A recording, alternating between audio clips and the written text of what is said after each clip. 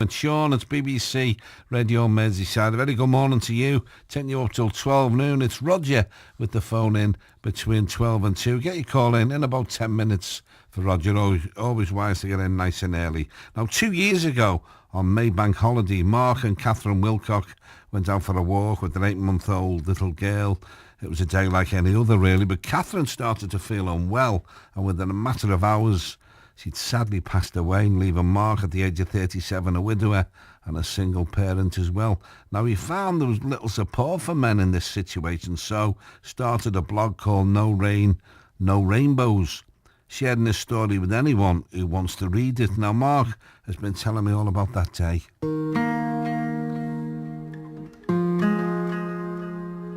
Like any other day, Catherine was telling me that she wasn't feeling too well as we were walking, so we just decided to pop into it was literally the Embut pub in Crosby, just to get a glass of water, sit down, and within minutes of me getting the water, I came back. She was just lifeless. She'd slumped in a chair, her heart had just stopped. Obviously the panic sets in. Oh my God. Yeah, the unthinkable happens. That's the only word I can describe. It's unthinkable. Well, it's something none of us are prepared for. No, definitely not. And what was it, sudden, is it called sudden? Arrhythmic death syndrome, yeah. Cot death in adults. Yeah, it's basically there's about 12 young adults a week pass away from it. So it's quite a common defect in the heart. But there would have been no way of knowing, would there? No, not unless she would have had an ECG scan on her heart. Usually look to scan when sort of around puberty, when the heart gets to an adult size, so they can do that ECG scan and look for any misfiring valves, shall we say, in the way the heart works.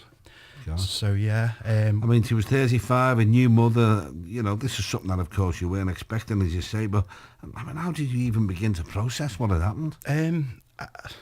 When I look back now, I was in pure shock I'd say for the first 12 months. I went in autopilot mode. I wasn't grieving properly, and all I could focus on in my energy was my daughter. You know, and my friends didn't know how to help me. It was just pure isolation, and I grieved like a typical man. You know, I didn't want help from anyone. And There's a bit of bravado as far as a man's concerned with grief, isn't it? It's really interesting because, I started watching Ricky Gervais's new TV show Afterlife, and that is a prime example of probably how I grieved as well, where, you know, I didn't seek support. I didn't know how to release my emotion. I took it out on people, so I started, you know, releasing my emotion in like hatred to people, even like work colleagues and things like that. And I'd go home at night and I'd be on my own and I'd suffer alone. The problem with doing that, you know, you start building anxiety. Anxiety leads to stress. Stress is a killer. So, you know, it's really important to sort of seek help. And that's kind of what I did eventually. So was there any sort of support out there at the time? Any organisations you could think of to go to? Yeah, there's quite a lot. I mean, with the age of my daughter, obviously, she didn't really need that support because she was only 8 months old. She just turned 9 months by the time the funeral had gone. There is a lot of support for children who suffer bereavement in terms like Winston's Wish. There's a few others out there. In terms of an adult, for a young adult, I think the main one that I've really sort of approached was WAY, which stands for Widowed and Young. So I didn't join them at the beginning. I only just joined them this year. I was always aware of them. I just never got around to doing it. But it's a national charity organisation. They offer like peer-to-peer support on virtually and physically, so you've got all your online services, whether you want to do it through their website or go into a private group within social media, you can do that. And you've got about 3,000 plus members in there, so you can find a lot of people in the same boat, maybe suffered something very similar, whether it's sudden death or prolonged. So you can, you know, and that's one of the things I needed. You think it's only you in the world, don't you? Exactly. And that is the one, when I look back now, that is the one thing I needed when I went through what I went through. I needed to meet someone my age with a child, you know, literally just to put their arm around me and say, you know what, mate, look where I am. I've come through the other side. You're going to be okay. And these are the sort of thoughts that were going on in my head. You started writing a blog, didn't you? Yes, yeah. I started writing, well, the reason I started it, there was 3 reasons really. The first one was obviously just to help me get through the stages of grief. The reason I say that, I'm probably talking quite well now, but I feel I don't articulate myself that well, especially when I was grieving. If someone asked me, you know, how are you feeling? I didn't know how to word it. So I started to write it down, and I was having the same conversation with the same people. They'd ask me how I am, and I'd meet someone else, ask me, and I'd tell them the same story. So I thought, well, if I write it down, put it online, people can read it, and it's there, and I don't have to go through this emotional spiel again and again and again. And I wanted to capture what I was feeling while it was raw or semi-raw, because I do talk in hindsight a lot of the time. And I knew it would be diluted over time if I didn't do it now. And I guess you can kind of compare it to, like, if you use an analogy of labour for women. So if a woman's in labour, if you ask them to document every inch of pain that they suffer in labour, they probably wouldn't even have a child again, you know. No. But so it was capturing that raw feeling. And I knew if I did this blog, I could connect with other people like me, like similar to what Way are doing.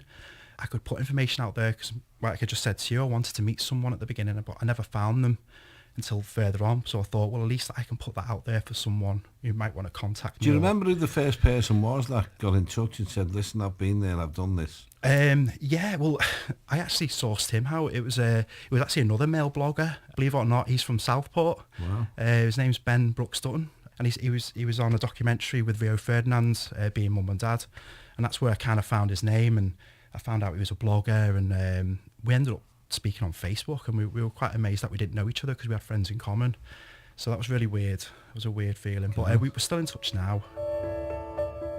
So did you grieve then? Did you cry? It's a really, I mean, going back to what I was saying before about how I didn't grieve properly, it's a bit like when a man knows where he wants to go and he doesn't want to ask for directions, you know, he wants to do it alone. I was a bit like that.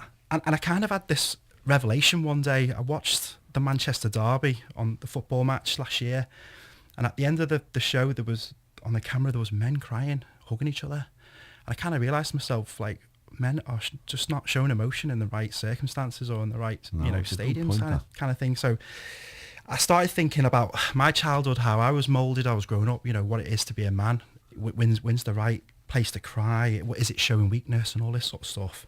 My dad was quite a proud man. He didn't really show emotion when he was upset, but when he was happy, we knew about it, you know. So it really got me thinking, and I thought I need to show my daughter that it's okay to show emotion, and I need to start grieving and showing that in front of her. See, when she went to bed, that's when the tears would come. So now when I'm not happy, I tell her I'm not happy. She doesn't quite understand why yet, but there will come a time where she'll realise, you know, the words like never ever and death and things like that. And then we can start having that conversation. So I need to make sure she's in the best emotional mind when we start having that conversation, and I show her it's okay to show me emotions back. I mean, thank God you had the focus of your lovely daughter as well to help. Yeah. I'm sure it was a big help. Yeah, I mean, that's one of the things I did the blog as well, for obviously to help her when she's older. You know, I think she'll appreciate the narrative that I'm going to write, and she can see, like, basically the influence she had on me to get for where I am, for me to get stronger. Yeah, I've been quite lucky in a sense. This sounds terrible, but when she was 8 or 9 months, when my wife passed and we had the funeral, I was thinking to myself, you know, these are the sort of strange things you sort of go into when you're in shock. How lucky I was that she wasn't older. If she knew her mother, if she was like 4, 5, 6, 7, and I would have had to deal with, you know, the pain of her grief. And I started thinking about it and think, you know, when a child breaks their arm or they cut themselves, you can fix that, but you can't fix a broken heart. No. So I kind of thought, right, and this is where the blog came in. She's got something to read now about these dark years and where I started and where I'm trying to get to with her. So how are you doing now today? I mean, on a scale of 1 to 10, obviously 10 was at your very worst. Yeah, I'm probably about a 5, I think. And it's really interesting. I spoke to other widows and widowers from all walks of life. Some of them 8 years down the line, and they're still in that same spot at the beginning. We all heal and grieve differently. I think I've been wise enough to identify my shock and the support I needed and where I needed to go and what I needed to do to sort of get to. And I'm at 2 years now, and I am starting to. It kills me to say it, but happiness. I'm finding happiness again. Well, you've got to, it's the only way to go, isn't it? And I'm sure, you know, your lovely wife, Catherine, would have said to you. It's exactly what she would have wanted. Move on for you and the baby, you know. Definitely. So how can we see what you're writing in your blog? Get over to the website. I tag a lot of my posts in certain categories. I kind of reflect and talk about the rawness of it, the different topics that I've encountered. Sometimes I reflect on them, sometimes I'll talk about them as they're happening. Well, recently I'm talking about dealing with anniversaries, whether it's like a wedding anniversary or the death anniversary. But I bet you this everyday life. I bet you if a Yeah. song comes on the radio or if there's a film on that might, There's things that trigger, things. yeah. I mean, for the first anniversary for my wife, I didn't want to be in the home. We lived in a nice house in Crosby, and we had all these happy memories here. But by the time everything had happened, they kind of top trumped all the happy memories. It was just sadness. So when it comes to the first anniversary, me and brother, we just went to Orlando, Florida. It was where me and my wife got engaged. It was where we had our honeymoon, and it was all these happy memories. So I was kind of trying to counterbalance in my head. You know, even though it was triggering sad memories, you can't be sad in Orlando and Florida. You know, it's one of them. So yeah, and that kind of helped me as well to get through that first anniversary. And I didn't repress anything. I just let the grief take me. So the blog site, is it No Rain or Rainbows? Yes. So me and my wife, we got married in Hawaii.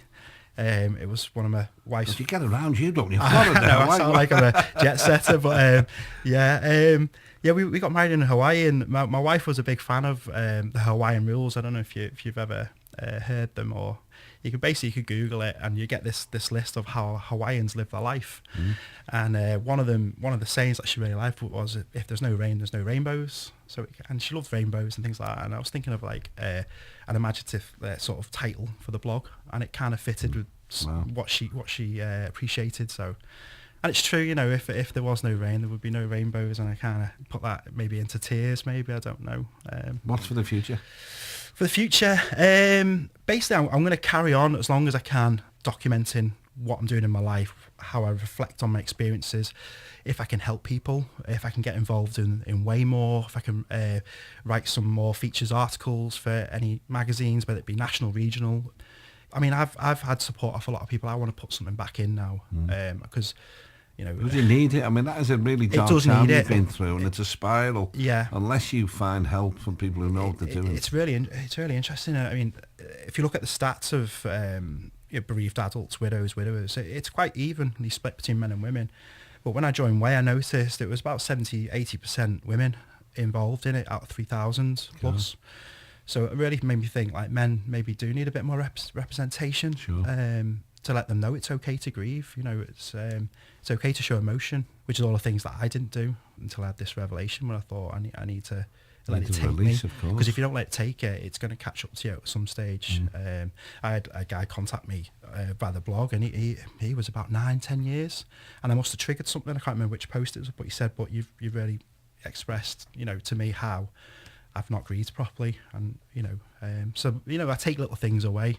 I know. So you've helped a lot of people. I'm sure. Yeah. I mean, I got one this morning from someone. They put, I've written it down. It's days like this when I don't feel like doing another. Then one of your posts pops up, the latest one, giving me hope and strength to push forward. Thank you. Oh, nice. Do you know, so it's things like that make me want to carry on. So and make you stronger. Exactly. Yeah. It's a great pleasure to meet you, Mark. I'm so sad your story has taken you down this way, but I know you're coming out on the other side eventually. Yes, definitely. Building on things, and great to see you, my friend. Thank you. Cheers. Thank you.